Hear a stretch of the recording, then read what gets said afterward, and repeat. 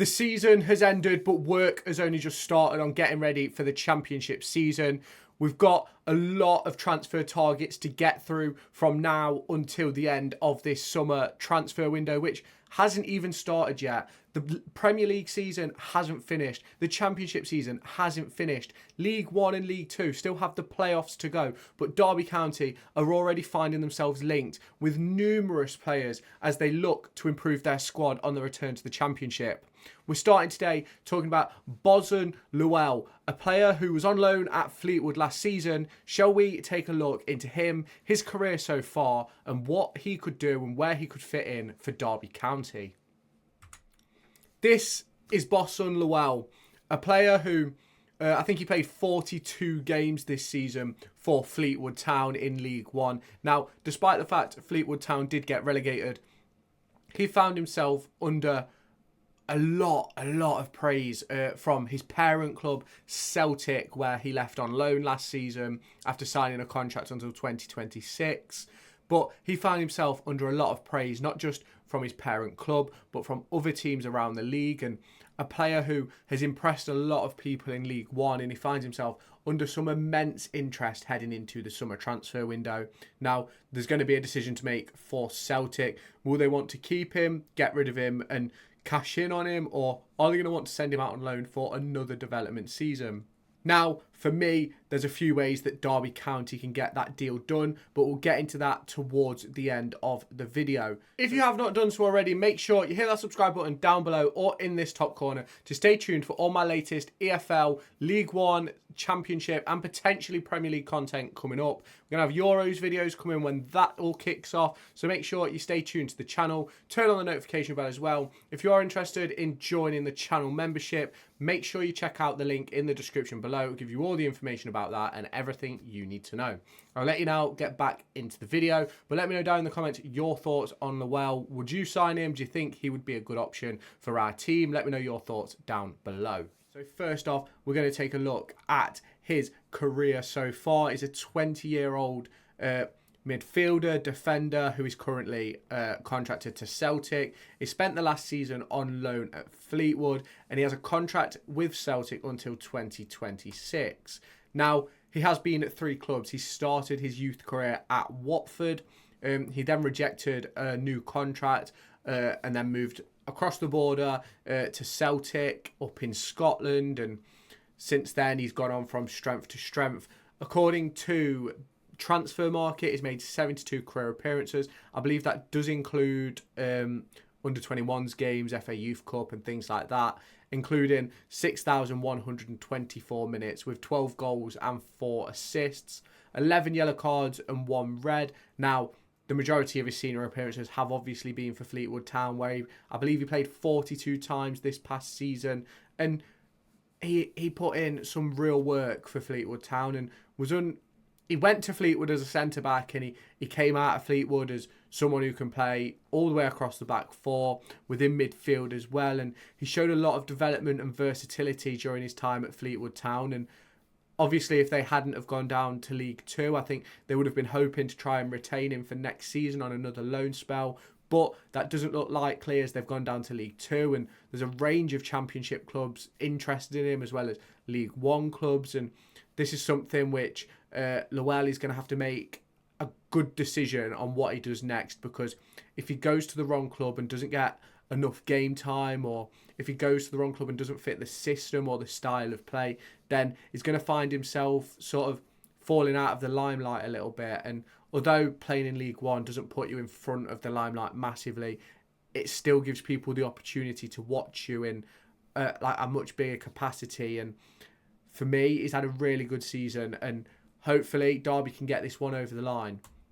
But where would he fit? Now, at Derby County, we only have 3 or 4, maybe 5 players who can play centre-half. You've obviously got your standard back 3 of Cashin, Bradley and Nelson. But then you've also got the likes of Jake Rooney, who will be returning to fitness, who can play in that position or at right back.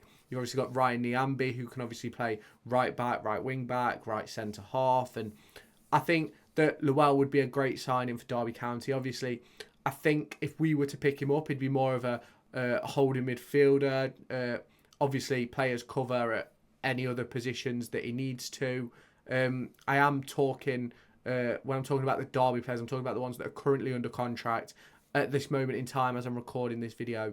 We only have 3 contracted centre-halves. You have Rooney, who's played majority out at right back, Niambi, who's played majority out at right back, who can slot in, but obviously they'll be preferred in other positions. So I think it had a bit of cover at centre-half for the likes of Bradley, the likes of Nelson and Cashin. He could add a body into midfield. Obviously, at the moment, Derby County only have Tyrese Forner contracted to the club in midfield.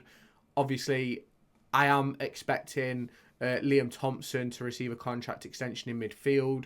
Will Louis Sibley be seen as a left-back or a midfielder? That's something which we don't exactly know yet, but we'll find out as the season progresses. We'll even get a new contract for this championship season. But back onto Lawal now, and for me, he could fill in any of those positions. Obviously, at left back, if Sibley stays, we've got Elder and Sibley, potentially Forsyth as well, who can also play at centre back. So we've got a lot of bodies who are quite versatile in this squad. I think he'd be a perfect addition, a perfect player. If he's not in the starting 11, would be a perfect player to have on the bench because he can play such a range of different roles and positions if necessary.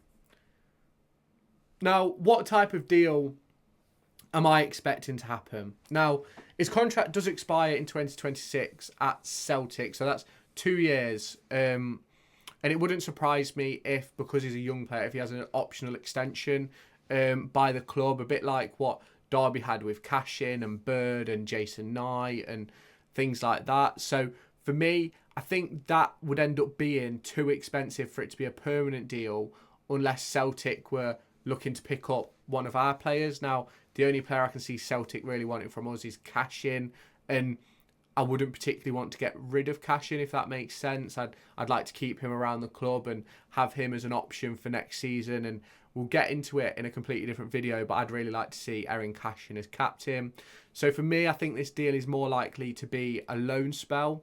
I do think it'd be a season-long loan where they get a recall option in January, bit similar to what we did with Elliot Embleton and Tyrese John Jules. Now, John Jules was only a 6-month loan. Embleton was only a 6-month loan, but we had the option to extend or let him go back and things like that. I think that would be a good deal for both the player and the club. Obviously, if Celtic aren't happy with the game time he's getting here, if he was to come, they could then move him elsewhere. We've seen that before in the past with players that have come to Derby County. Obviously, Jordan Ibe was recalled after a really, really good first half of the season, and Derby were on course for promotion that season and losing Jordan Ibe, and then we ended up finishing 7th that season. I could be wrong, but I'm sure it was 7th. So we've seen it happen before where you can get those types of deals where they're 6 months, see how it goes, and they can either take the player back or you keep him. And for me, I think that would probably be the deal that Celtic would go for.